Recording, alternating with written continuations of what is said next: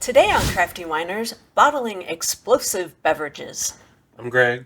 I'm Julie, and we're the Crafty Winers.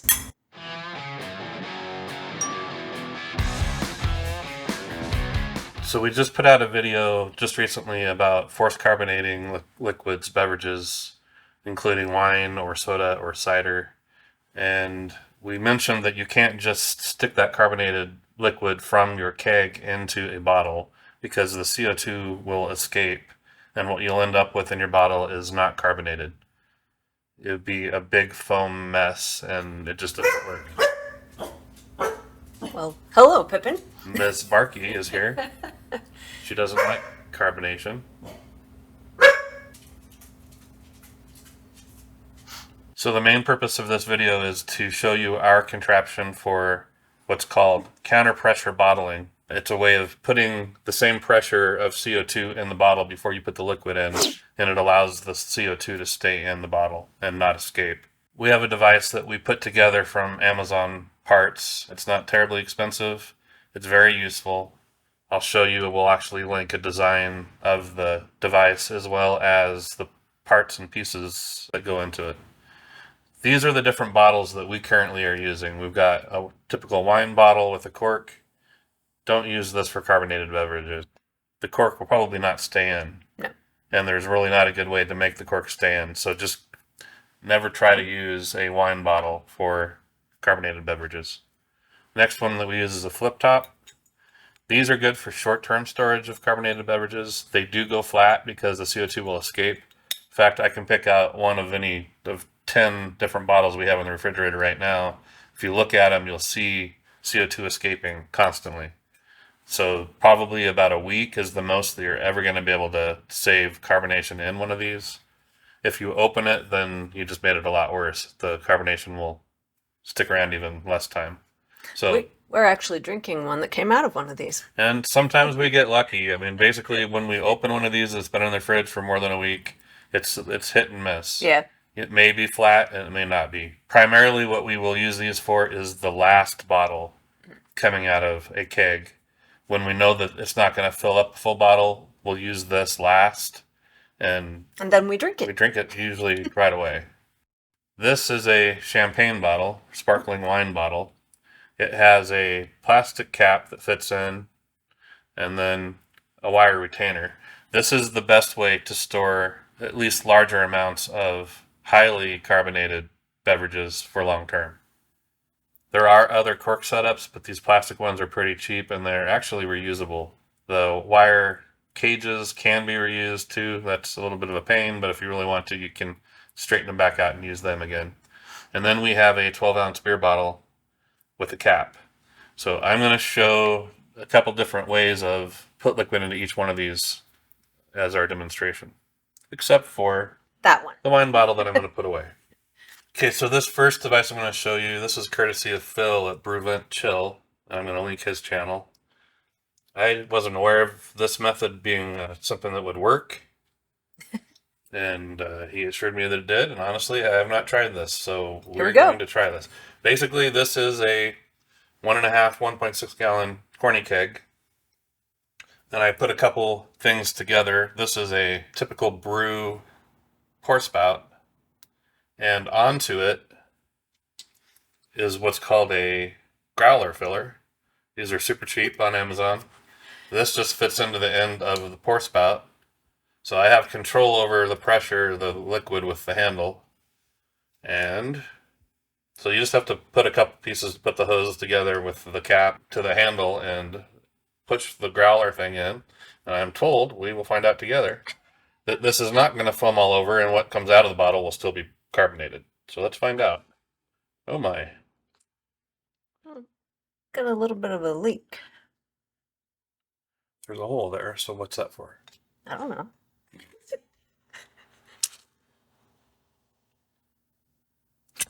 Looks carbonated. Okay, so for whatever reason, there's water squirting out the hole in this, but I think that's something that I did wrong. But it's carbonated. I'm sure people will correct me. I can tell that there's a lot of CO2 that's escaping using this method, and Phil told me that this is not the preferred method. This is just if you wanted to drink and you don't want to bottle it, you can do this and it will still have some carbonation. We probably need a test glass. Yep.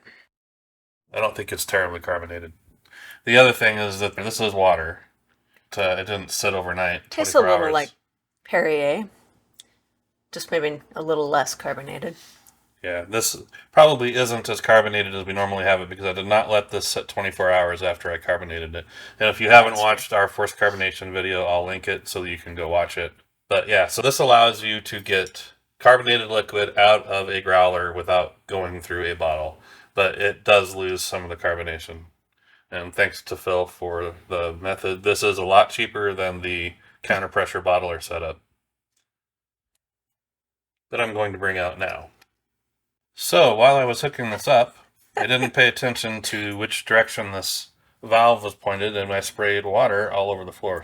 And me. And her. So the corgis are cleaning up for us, but they're disappointed it's just water and not wine or something better, but they're going to have to just live with it. So this is the device. Basically, it has tubes that go to the out and the in of the corny keg. It's got a piece that fits into the bottle. It's got two valves that are important. And then it has the gas, the CO2 in line. I have this on a quick disconnect. I'll use the corgi cam to show you what the tank looks like, although it's just a CO2 tank. The regulator on top.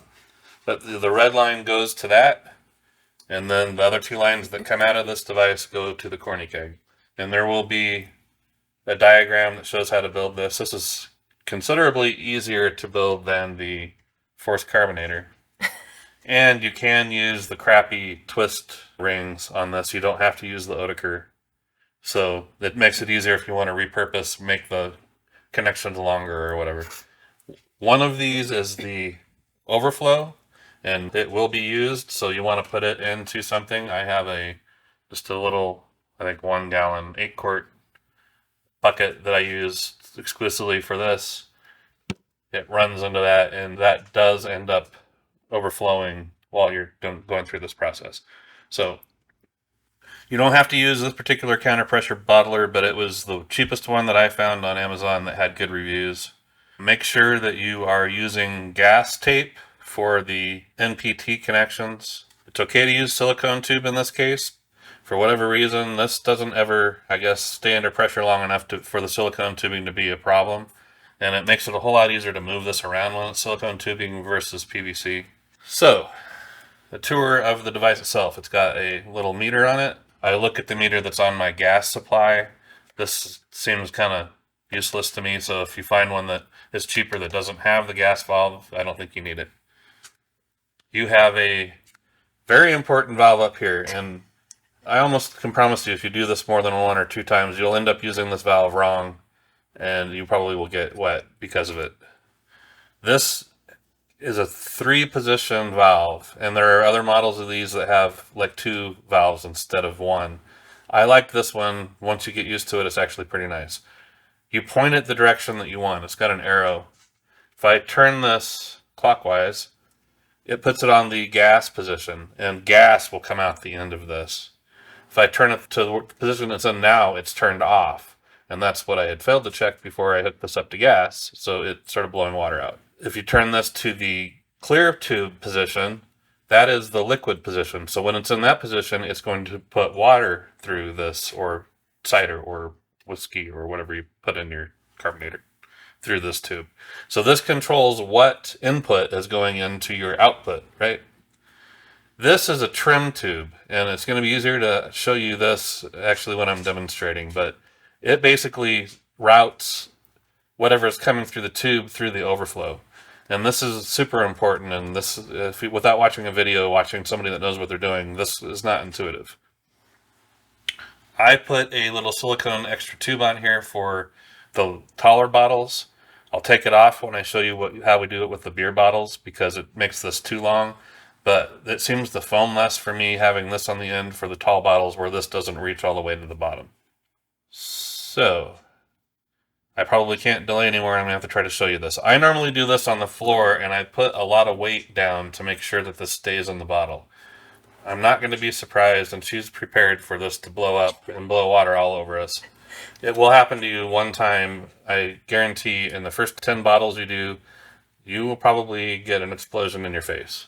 So wear a rain jacket? That's what you're saying? Well, I always have a full-size towel on the floor right underneath this stuff because it makes it a lot easier to clean up. And as long as it's a clean towel, I'm not really afraid of putting this down on it. Everything has been sanitized, as with everything that we do. Everything is sanitized using Star San. I do that with the bottles. I do it with the corks. Obviously, the corny keg. Anything that's going to touch the liquid has been in Star San.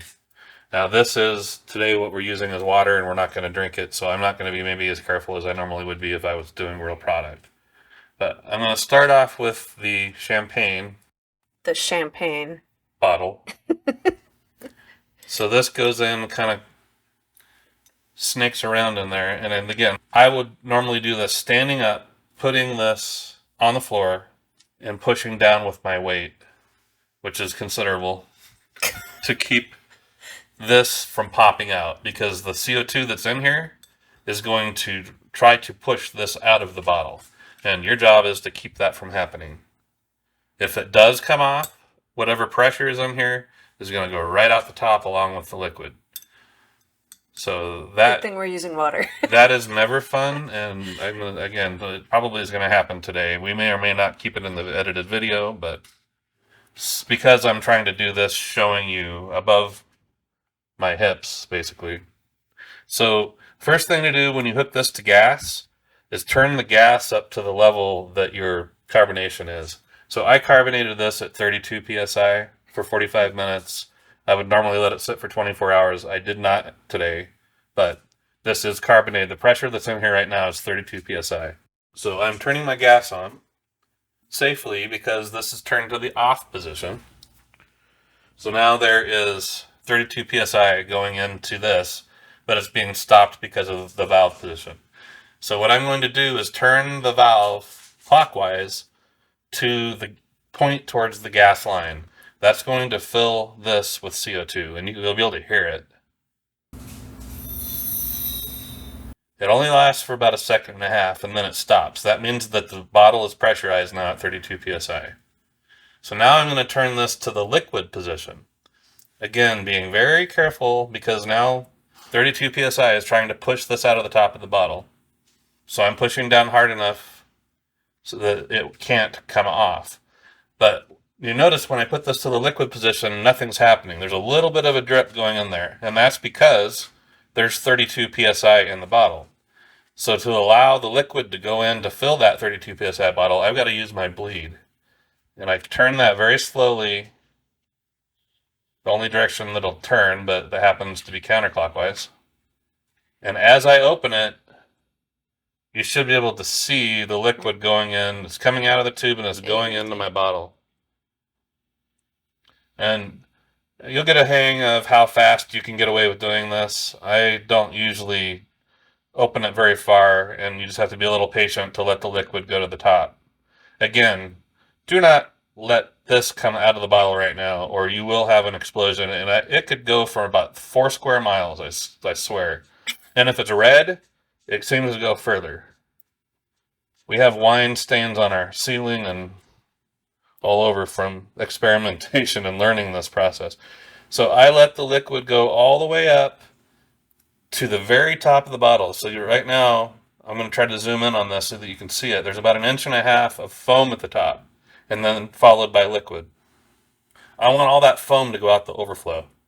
So I'm going to open that overflow valve again, and the foam is going down the tube right now. And now it's at the very top of the bottle. That's where I want it. There's some displacement that's happening from the tube that's in here. So when I take this out safely, it won't be as high on the bottle as it is right now because of the displacement. Okay, so this is one of the most important parts of this. Now you need to let the pressure that's built up at the very top of this out. And there still is some considerable pressure. Again, even though this bottle is full, if I took this out, it's going to explode. So the way you get rid of that pressure is to turn this back to the off position, which is halfway between the two hoses, and then open slowly your bleed valve. Don't open it too fast or too far, and just watch what's coming out of the overflow tube until it pretty much stops. You see all the bubbles coming out of the bottle. That's fine, that's normal. They aren't necessarily going to stop. What you're watching for is the activity in the overflow. And now it's pretty much stopped. So I can close my valve. Double check yourself, make sure the valve is closed, make sure this is in the off position, and then carefully, slowly pull that out. And I got a little bit of a squirt, which I normally wouldn't get when I had this in a position where I can watch it better. But that's pretty much it. I've now got a very carbonated bottle of Water. sparkling water. We're going to test it, and then I'll show you real quickly how to put the cork in, even though that's not really the focus of this video. That should be quite a bit more carbonated than what we... Mm-hmm. That's more like Perrier. Yeah. It's probably 2 to 3 times, I would say, the carbonation level of using a growler filler. Again, growler filler is a cool way of doing it if you don't want to spend the money on this hardware. So, and it's easier. And it's a whole lot easier. So to do the cork, again, I would normally do this with the bottle on the floor and me pushing with all my weight. And I don't think I'm actually going to be able to get it down. Because those are hard to put in. Yeah. So you'd push down. A lot of times, because I got a pattern in my hand, I'll use a rag or something, put it on top of this and push down and twist a little. That'll go all the way in. Then you put the wire cap on here, and it would sit down like this, and then you twist this around. And anybody that's bought champagne and noticed the wire cages on them, this is exactly the same thing.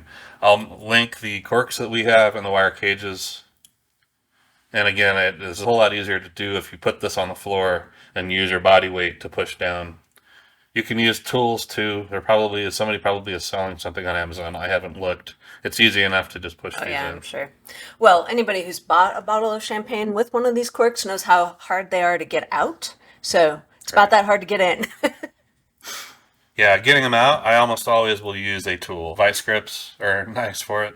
And just try to not ruin them, because you can reuse them if you don't ruin them. Yep. Okay, so now we're going to do a beer bottle, which honestly is, the smaller bottles are easier. For one, they fill up faster. For another, there doesn't seem to be as much pressure at the top. I think because there's not as much liquid in it that's carbonated. So I take this little piece off because it would be far too long for this short bottle. I always like to have this relief valve, overflow valve away from me, just out of habit. Like that. So the relief valve is away from me. I'm holding it basically on the T. So I wouldn't have gotten this far if this was put in the wrong position. I would already have gotten a bath from this. So I know this is off. This is inside. Everything looks good. I turn this slowly to the gas position. You hear the little whoosh of CO2. It stops. Put it on the liquid position. Slowly open my relief valve. And as you get more comfortable with doing this, you can probably be more daring than me and fill it faster. Further. So we are running out of water already. Yeah. So when this happens, you'll start seeing bubbles and you'll hear like a slurping sound out of your keg. That tells you that you're running out of liquid. And these corny kegs are pretty amazing how much liquid actually stays in there. It's a very small amount. They're very efficient at getting the liquid out, which is great. I think that we're going to get this full enough. But if I have a gallon of liquid that I'm putting in there, I know that it's going to be about 3.5 750 milliliter bottles. So that fourth bottle, I'll use a flip top to catch just the partial bottle. You don't want to try to fill one of these halfway up and then cork them or cap them, because if they're not all the way full, they don't seem to keep the carbonation well either. Okay, so I let this get all the way to the top. The liquid is as high as it's going to get. So you're aware, if you kept it open, all that's going to happen when it gets to the top is it starts putting the liquid down your overflow. And you're just basically losing liquid. So you don't want to do that. So watch carefully to make sure that you're stopping when you get to the top. Close your relief valve when it gets to the top. So now I turn my three-way, three-position valve to off. I slowly open my relief valve and then just wait for the activity and the overflow relief hose to stop for the most part. Sometimes it won't ever stop. It just keeps going. To use your best judgment. If you're wrong, you'll get a face full of liquid, and if you're right, you can breathe a sigh of relief.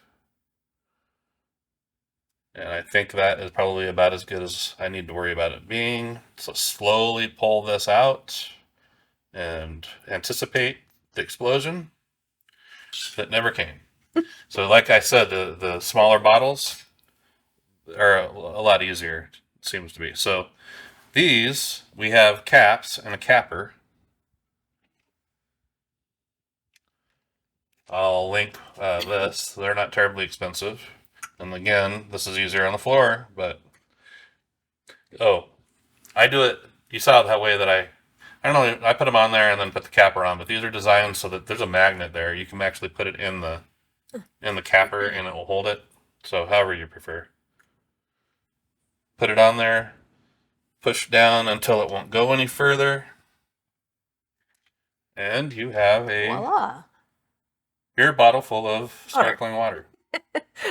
So I think that's it. I mean, this is not a difficult thing. As long as you're paying attention, don't get distracted. Know where your valve is pointed.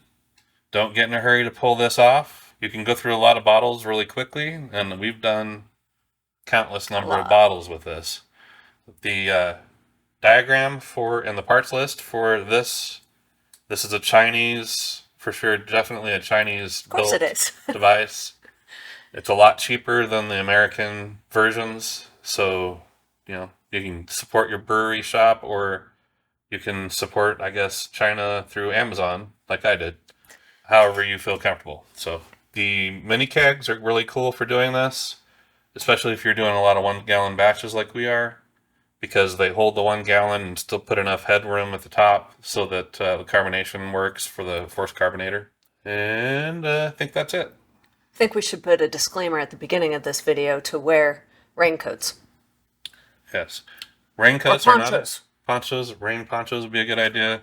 And again, it's always a good idea to have a towel, a large size towel that can soak up a lot of liquid right there by you when you're doing this. And it most likely is going to be used to some extent. It's really difficult to be 100% right all the time. And if you're not, this thing will let you know. So one last thing on this, I use Star San to sanitize it right after I use it so that the liquid doesn't harden inside the tubes. Usually the easiest way to do that, put Star San in your corny keg and then run it through it into a bottle just like you're bottling it. That gets it through all of the tubes. So then if you pull off the inside of this and then keep it running, a lot of times you can get it out of the tube.